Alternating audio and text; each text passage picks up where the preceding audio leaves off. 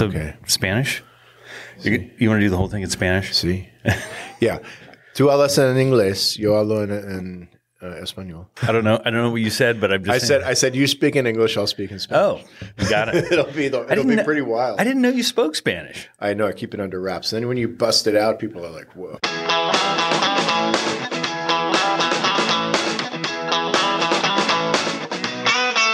Jason Rabinowitz, Yeah.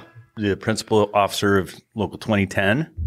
Also, I think division director of public employees. You think correctly, yeah. Director of Public Services Division. Which I IBT. think is, correct me if I'm wrong, but largest. It's the second largest division in the Teamsters Union after Miscellaneous. After UPS. Oh, really? Yeah. Okay. UPS, I thought the miscellaneous, they broke it up. Yeah, so the package division Right. is the largest, and because of the hiring during pandemic, I think they got a lot bigger. We were actually very, very close.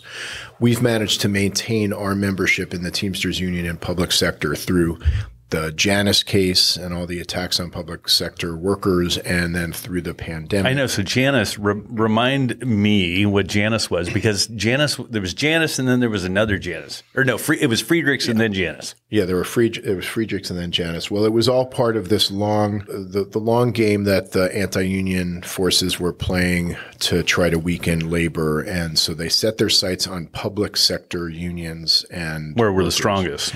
Right, where we had the highest percentage of membership, and their goal is to destroy unions everywhere, but the public sector was a good target for them. So they spent, over a decade filing lawsuits and various other attacks on public unions. And it all kind of culminated in this Janus case where... Remind me how we got out of Friedrichs, because I remember...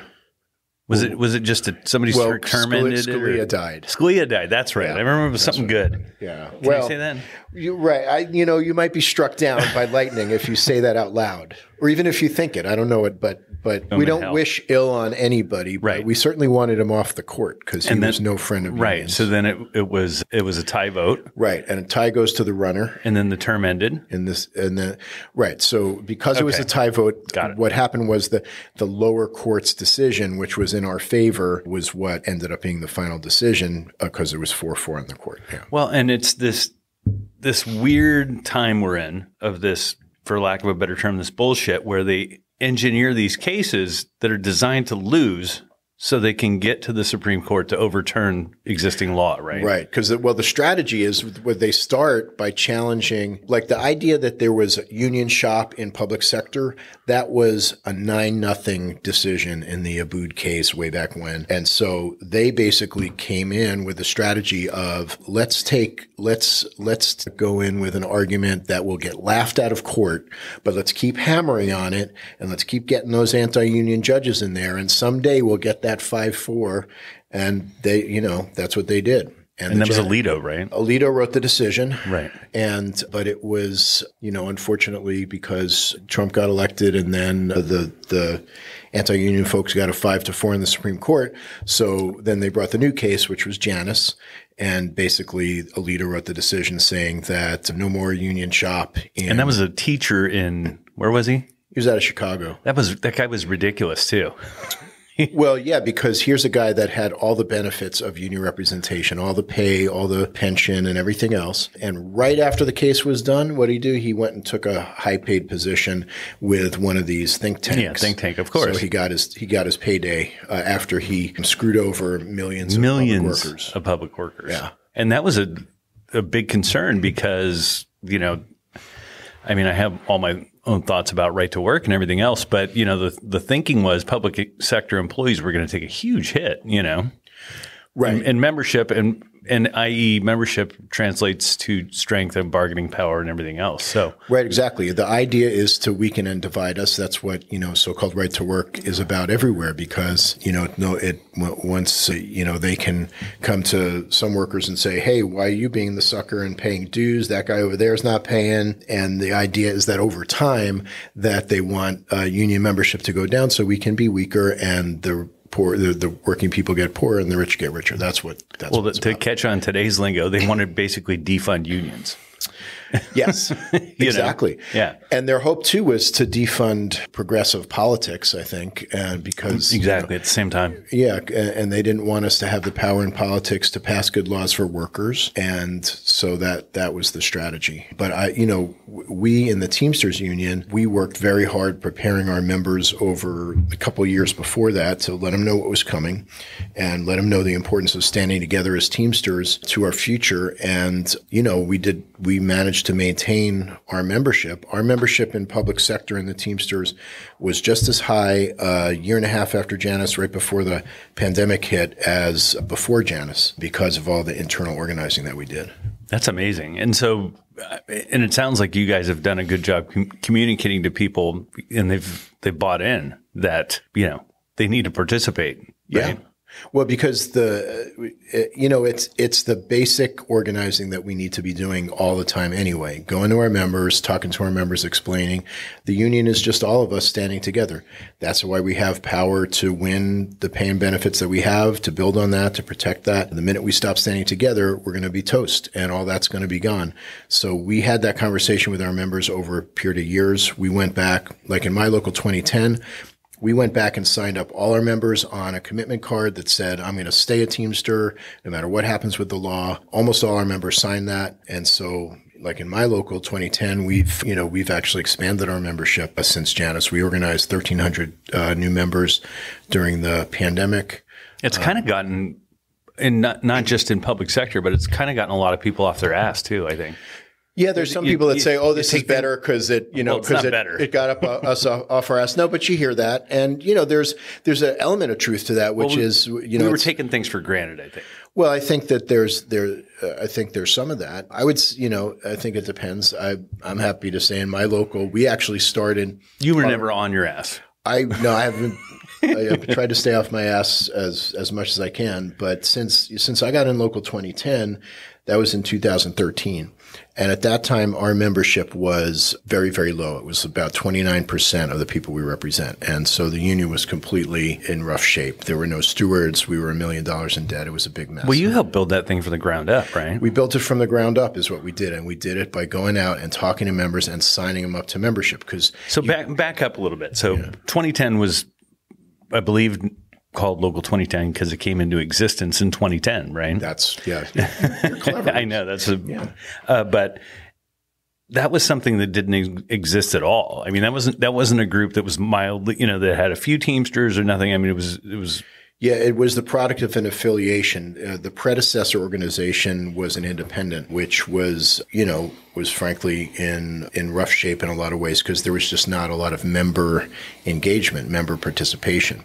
And so they came and affiliated with the Teamsters in 2010. Okay, so it started with an affiliation. Yep. Got it. Independent union affiliation. Members voted to affiliate with the Teamsters, and it was... God, you guys have come a long way. Oh, yeah. Yeah, I mean, it was a very, very different situation. They were in bargaining for like 5 years without a contract. The members were... When we first got out there, in 2013, I came in and I said, look, we've got to go out in the work site. We're going to blitz all the work sites, talk to the members, talk to the workers, get them signed up, get them involved. Because the first step is you got to be a member. How are you going to even be active or have membership? How do you have a union without members? You don't have one. So we went out and we talked to the members day in and day out, to the workers, get them signed up. When we first got out there, people were like pissed. Okay, they were like, we haven't seen our union in months and years. Where have you been? And, we had to go through that and say, okay, well, look, we're Teamsters now. But that's part of the process. Yeah. We're Teamsters now. We want to know what your issues are. We want you involved. And members, the workers joined by the thousands. We went from 29% in that first year to up over 50%. So we got majority status in 1 year. And how many people are we talking about? We're not talking about like 200 or 300, right? No. We're talking about 12,000 or so. Wow. So, yeah. So we literally signed up thousands of people each year. So we got over a majority the first year. Then we got up to like 2/3 the second year. So it took us a few years, but we got from 29% all the way up to 80% membership. And during this time, the other goal was to get members engaged. So we, signing them up to stewards training, getting them to be stewards, taking action. I come from like a freight background, and we were all doing our thing. And you guys really had to start from zero, get this independent union, and then tailor everything to a really highly skilled group of people who aren't going to, it's just not a rah-rah thing down there, right? It's not just a rah-rah thing. It was on the issues. So, and the workforce in 2010, at that time, it was just one bargaining unit. We've since organized a bunch more. It was one bargaining unit. I guess what I'm trying to get at is that you found new ways to do things where a lot of people haven't had a lot of success, right? I mean, the union density has been going down. And at the same time, when union density is going down, union organizing is becoming more difficult. 2010 sticks out as really bucking every trend and growing exponentially. Yeah, no, we have been. And, we've been very innovative. There's been a lot of, we've used technology. We have database software. It's super easy, right? Internet, email, all that stuff. But I will say that the most important thing we did was very low tech, which is go to the workplace, talk to the workers. And that might sound pressing the flesh. Right. Desk. So, and our members are scattered everywhere across the state. I was going to say, how in God's name do you do that? You're all over the place. It was very hard because, it's not like some industries where everybody's in one building, everybody shows up at the same time. It's the factory, right? You just stand by the time clock. Yeah. So we've got people that are, at the time we had 10 campuses, 5 medical centers. Now we've got another 22 campuses at CSU. But one campus could be, like UCLA, it's spread all over this huge geographic area. And we'll have some places where there's, 10, 20 workers and some places where there's 1 or 2 in a building. And we didn't even know where they were. We got these lists from the employer, which were completely useless because the Excel sheet. It's like, it would say, okay, Mary Sue is in room 200, and you go to room 200, and it's like a storage closet, or you go to room 200 and it says Department of Chemistry, and they're like, oh no, Mary Sue works, across town in this other place, and so. We just, and then the other problem we had was they would try to throw our ass out everywhere we went. Of course, so yeah. I've been thrown out by every cop in the UC system, and all of our people have. Oh my too. God! I didn't even think that it's bad enough having to deal with law enforcement and labor, but you've got campus police everywhere. We do, but the thing is, there are union brothers and sisters. And so my conversation with them was always, hey, we're just exercising our union rights just like you are. And by the way, we're sitting at the table trying to bargain a contract with the same jerks that are messing you around. So we're just trying to, and then we tell them. But that sounds great. But all these young guys are, hot to trot, man. They're ready to. We did pretty good. I have to say that 99 times out of 100, we'd talk them off the ledge. That's awesome. They'd be like, and because then the next thing you say is, well, you probably haven't heard about HERA and our right to be here.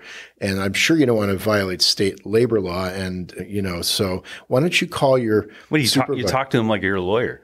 Yeah, I know. I faked it pretty good. So, I'd say, well, whoever called you, why don't you call them back and tell them the situation and see if we can work this out? So we managed to, but you had to be very pushy and very persistent. And we would go desk to desk. Are you a Teamster? Are you a Teamster? Are you, and we signed up thousands of workers, got them involved, and turned the union around. That's amazing. And so, How did you, so I was joking about the lawyer thing. So how did you weren't always, in the Teamsters as a labor leader. I mean, you were counsel for, I know that you helped, I was helping out with a picket line, or was part of the local I was in. We had a guy get hit by a car, and you were counsel to my local on that case. And then you came over. Right. So my background.